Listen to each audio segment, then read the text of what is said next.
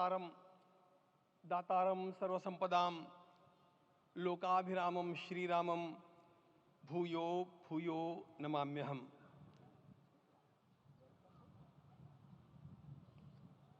आज अंतःकरण अत्यंत उल्लास से, समाधान से और कृतज्ञता से भरा हुआ है।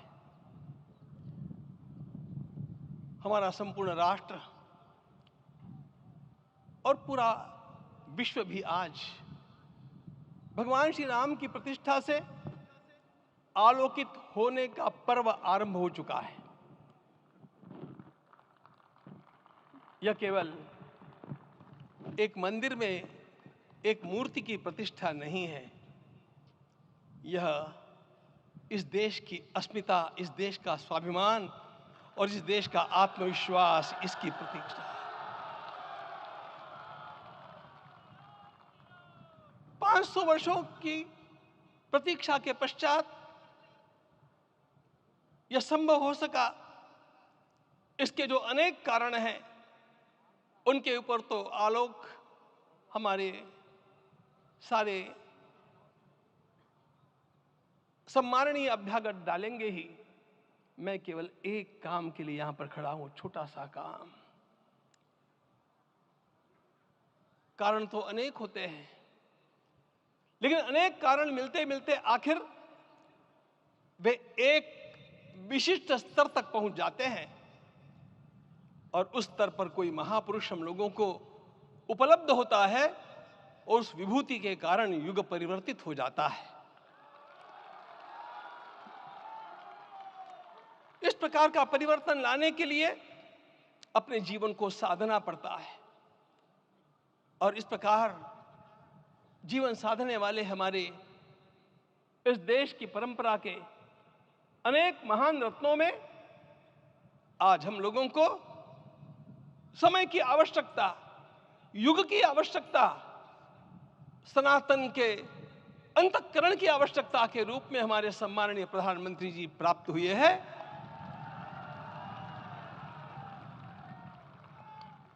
यह केवल इस देश का नहीं, यह संपूर्ण विश्व का सौभाग्य है कि आज एक ऐसा राजदर्शी हम लोगों को प्राप्त हुआ।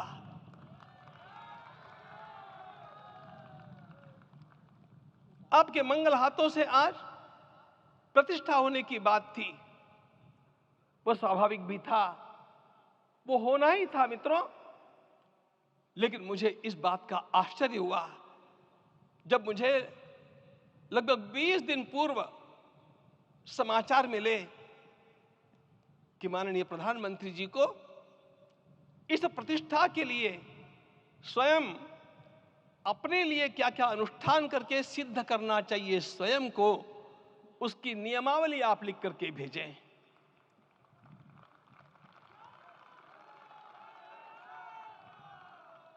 जिस प्रकार का हमारे देश का राजनीतिक माहौल है, कोई भी आकर के किसी भी समय कुछ भी कर्म करके चला जाता है, वो उद्घाटन हो, चाहे पौधारोपण हो, चाहे कुछ भी हो, लेकिन उसके लिए मैं अपने को सिद्ध करूं, इस प्रकार की भावना कहां होती है? यदि किसी ने पूछा तो मैं कहूंगा कि यहां होती है। भगवान श्री राम की प्रतिष्ठा करनी है। भारतीय जीवनादर्शों के सर्वोच्च आदर्श भगवान श्री राम है और इन समस्त जीवनादर्शों की प्रतिष्ठा करने के समान ही यहां की प्रतिष्ठा रही है। इसलिए एक महान विभूति को ऐसे लगा कि मैं अपने को भी साधूं। मैं कर्मणा मनसा वाचा, कर्म से, मन से और वाणी से अपने को उसके लिए शुद्ध बनाऊं, सिद्ध बनाऊं, और उसका मार्ग तप ही है। भगवद गीता ने कहा, यज्ञ दान तप कर्म न त्याज्यम कार्यमेव तत्। तप से ही विशेष परिशुद्धि होती है। आज मुझे आपको बतलाने समय अंतःकरण गदगद होने की अनुभूति हो रही है। मैंने तो कहा था, हम लोगों ने महापुरुषों से परामर्श करके लिखा था, आपको केवल 3 दिन का उपवास करना है। आपने 11 दिन का संपूर्ण उपोषण किया। हमने 11 दिन एक भुक्त रहने के लिए कहा था, उन्होंने अन्न का ही त्याग कर दिया। महाभारत में कहा गया है अनशन यह सबसे बड़ा तप है, अनशन।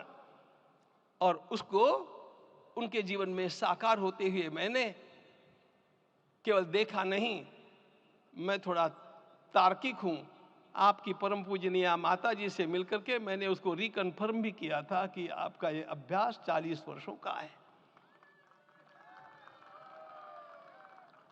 ऐसा तपस्वी कोई राष्ट्रीय नेता प्राप्त होना यह सामान्य बात नहीं है। वे इन दिनों में हमने कहा था कि आपको विदेश प्रवास नहीं करना चाहिए, क्योंकि सांसर्गिक दोष भी आते हैं। विदेश प्रवास टाल दिया सांसर्गिक देशों के इस दोषों की संभावना के कारण, लेकिन दिव्य देशों का प्रवास ऐसा किया। नासिक से आरंभ किया, गुरुवायूर गए, श्रीरंगम गए, रामेश्वरम गए। इन सारे स्थानों पर जाकर के वहां के परमाणुओं को लेकर के और पूरी भारत माता के हर कोनों में जाकर के मानो वे निमंत्रण दे रहे थे कि आइए दिव्य आत्माओं, अयोध्या पधारिए और हमारे राष्ट्र को महान बनाने के लिए आशीर्वाद दीजिए।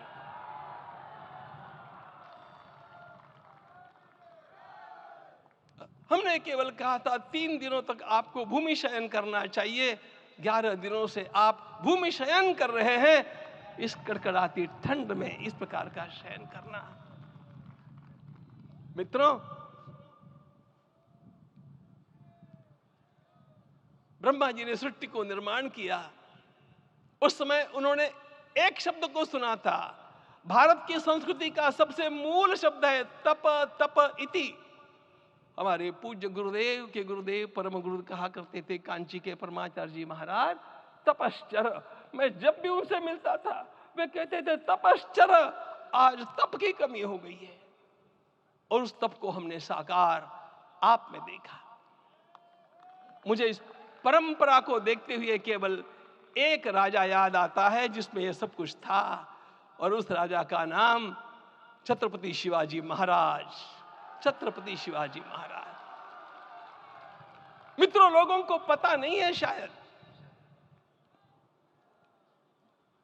वे स्वयं जब मल्लिकार्जुन के दर्शन के लिए श्री शैलम के ऊपर गए, 3 दिन का उपवास किया, 3 दिन शिव मंदिर में रहे, और महाराज ने कहा कि मुझे राज्य नहीं करना है, मुझे संन्यास लेना है, मैं शिव जी की आराधना के लिए जन्मा हूं, मुझे संन्यास लेना है, मुझे वापस मत ले जाइए।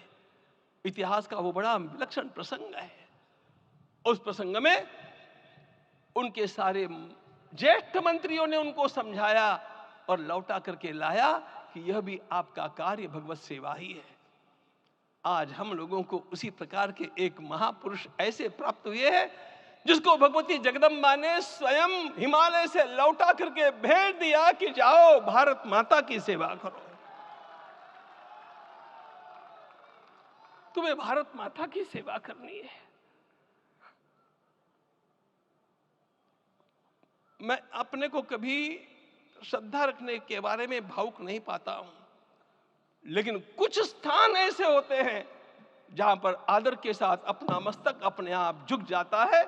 ऐसा एक स्थान हम लोगों को उच्च पदस्थ इस राजर्षि ने जब दिखाया तो मुझे छत्रपति शिवाजी महाराज के गुरु समर्थ रामदास स्वामी महाराज की याद आ गई।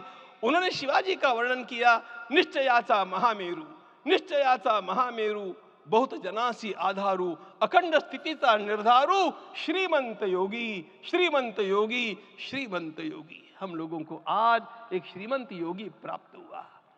आज मैं यहां पर केवल इसलिए खड़ा हूं कि इतने तपस्या के पश्चात इन सारे महात्माओं की अनुमति लेकर के और उनके आशीर्वाद लेकर के उनका यह तप पूर्ण करने के लिए, उसकी सांगता के लिए उनको चरणामृत दिया जा रहा है।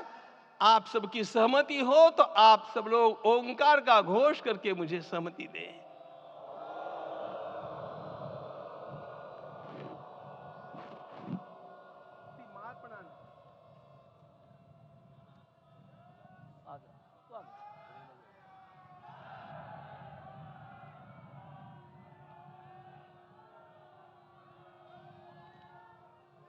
अपना उपवास पूर्ण कर रहे हैं माननीय प्रधानमंत्री जी। 11 दिवसीय उपवास को वो पूर्ण कर रहे हैं।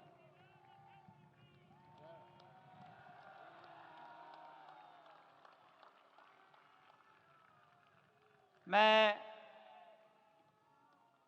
श्री राम जन्मभूमि तीर्थ क्षेत्र के अध्यक्ष पूज्य महंत नृत्य गोपाल दास जी महाराज